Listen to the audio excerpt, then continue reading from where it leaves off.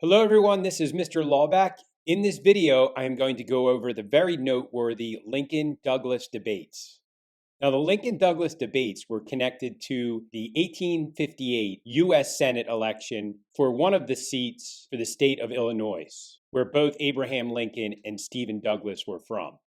From August to October of 1858, Abraham Lincoln, the Republican candidate for the U.S. Senate from Illinois, took on incumbent Democratic Senator Stephen Douglas in a series of 7 debates. Thousands of spectators and newspaper reporters from around the country watched as the two men battled over the primary issue facing the nation at the time, slavery and the battle over its extension into new territories. First, a little background information and context for the debates. As the architect of the Kansas-Nebraska Act, Douglas was one of the most prominent politicians in the country and seen as a future presidential contender. The controversial 1854 law repealed the Missouri Compromise and established the doctrine of popular sovereignty, by which each new territory joining the Union would decide for itself whether to become a free or a slave state.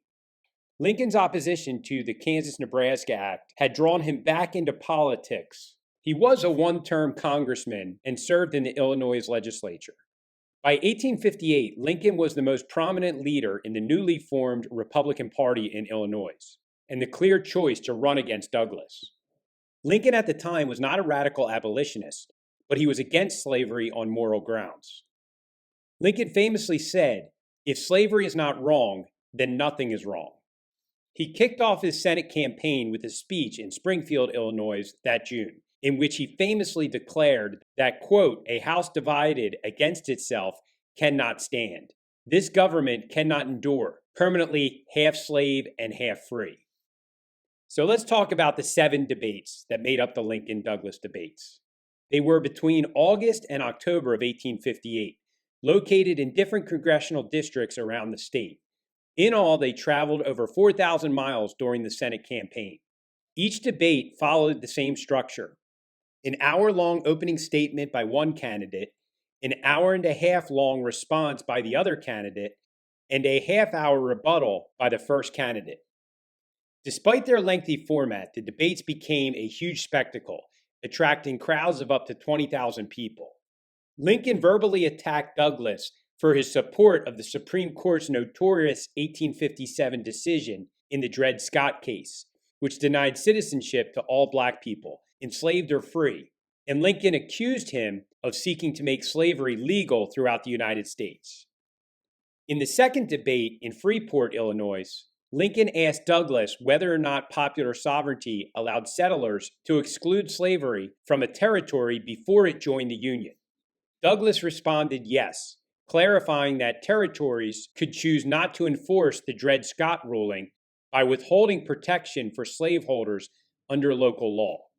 Douglas backed the idea that power was best exercised at the local level.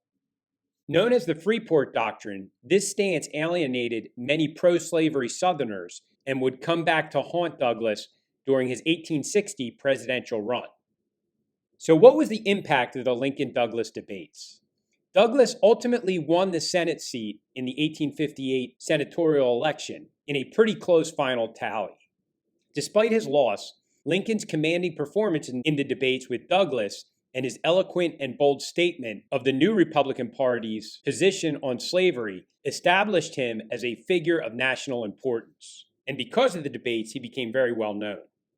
Thanks to the many reporters and stenographers who attended and new technologies such as the telegraph and the railroad, the candidates' arguments drew national attention and would fundamentally alter the national debate over slavery and the rights of Black Americans. Over the next 2 years, Lincoln would hone his argument on the morality of slavery in speeches around the country and, of course, ultimately to win the U.S. presidency in the very crucial 1860 election. So once again, the Lincoln-Douglas debates were about as crucial of a set of debates that U.S. politics has ever seen. The stance of Lincoln and the stance of Douglas would basically shape much of the ideology of the country for the future. So I hope you enjoyed this video. Thanks for listening and watching, and have a great rest of the day.